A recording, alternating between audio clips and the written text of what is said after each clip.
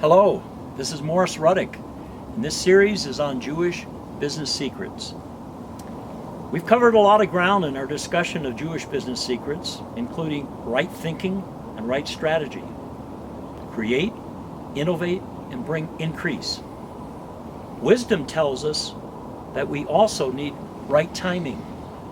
Now, as we look more closely at this issue of disproportionate success, let's go over some practical steps toward this end. First, make the Lord your senior partner. It is easier to trust what we can see than what we cannot see. Yet making God your senior partner will first be a decision before it becomes operational. Before David became king, he learned to inquire of the Lord on decisions. When he erred, he knew what it meant to humble himself and yield the situation to God.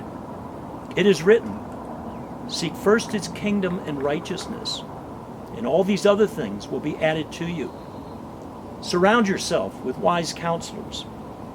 That's the next thing.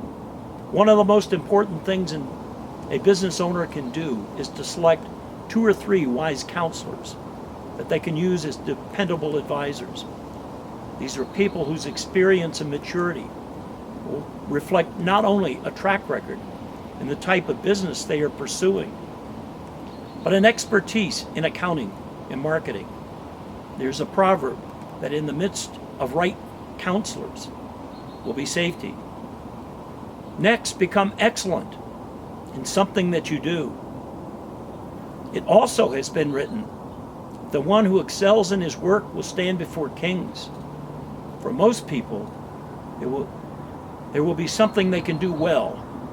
Developing that expertise into something they can do better than a lot of other people will become the edge vital to business success. Business owners should become expert in what they do and in the customers that they serve.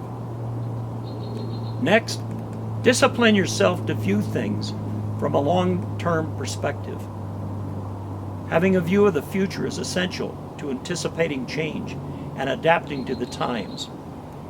It involves setting priorities and mapping out strategies that foresee emerging opportunity. That means planning and preparation.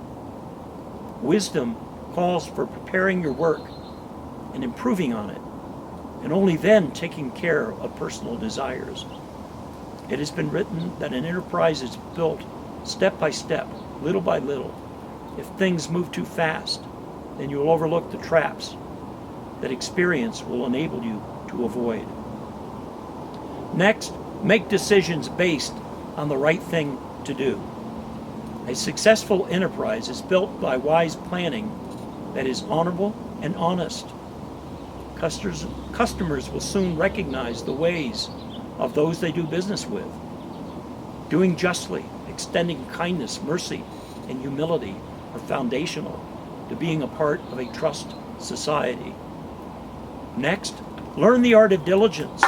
It has been written that diligence is a man's precious possession, as it is the hand of the diligent that will rule. Working hard to provide excellence and to get the job done right is essential to business success. Then, make your assets work for you. Making your assets work is at the heart of good stewardship. Those who are diligent and faithful in the small things will be entrusted with much more. This is essential to providing profit and growth for any business operation. Then, assume responsibility and manage detail. Assuming responsibility and managing detail is a way of life for the successful business owner. It is written to be diligent, to know the state of your flocks and attend to your herds. This is a significant part of the process of operating a successful enterprise. Then, learn to manage risk. Business ownership will involve risk. Managing risk will require the faith needed to do so. Wisdom and faith, together with risk, is what is needed to bring increase to a business. Then we need to strive for trustworthiness and dependability. At the heart of a trust society are business people whose word can be trusted. who will stand behind what they say. The psalmist has written that there is one who walks with integrity and works righteousness and speaks truth in his own heart. This is the one who swears to his own hurt and does not change. This is the one people want to do business with. Then you want to treat your customers like family. Treating customers like family will yield long-term, faithful clients. Proverbs states that a good name is to be chosen over great riches, loving favor than silver and gold, and by humility and fear of the Lord are riches and honor and life. You should also be alert for opportunities for ownership. Private ownership for the average person has been foundational to forming a middle class in a society. The principles of private ownership were outlined in the books of Moses. Should then extend tzedakah, the tzedakah charity. Give, and it will be given unto you. So it has been said that just as you want people to treat you, treat them in the same way. Generosity within the community is an investment that will yield returns now and in the future. And then you should become a community builder. It is written that unto him that much is given, much is required, and to whom men have committed much, of him they will ask even more. The community is the base of operations for the business. It yields both protection and opportunity. We will discuss community responsibility in more detail in the next session. The proverb that describes the excellent woman notes that she considers a field and she buys it. Then she makes that asset work by taking the risk of planting a vineyard that will bring her family increase. She is shrewd in her trading so that she makes a profit. She doesn't wrap up her day until all her work is complete. Disproportionate success includes hard work and wisdom. It involves this different way of thinking that employs vision, imagination, and strategy. Creative thinking fosters innovative strategies. And all this will be an eye on the community and an eye on posterity. Over time, with wise counsel, this process will mature.